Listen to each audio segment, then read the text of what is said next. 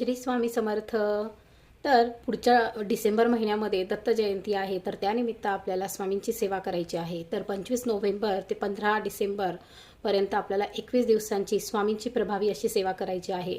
तर त्यामध्ये तुम्ही गुरुचरित्राचं पारायण करू शकता, त्याचबरोबर तुम्ही स्वामी सारामृताचं पारायण करू शकता, तसेच तारक मंत्राचं अनुष्ठान तुम्ही करू शकता आणि त्याचबरोबर तुम्ही श्री स्वामी समर्थ या मंत्राचे अनुष्ठान देखील करू शकता. तुम्हाला जमत असेल, तुमच्याकडे जितका वेळ असेल ती सेवा तुम्ही करा, पण आवर्जून या सेवेचा तुम्ही नक्की लाभ घ्या.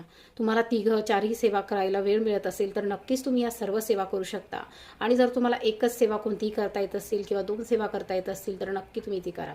तर ह्या सेवा करत असताना मनोभावे करा, श्रद्धेने करा. कुठल्याही प्रकारचा मनामध्ये किंतु परंतु आणून तुम्ही या सेवा करू नका.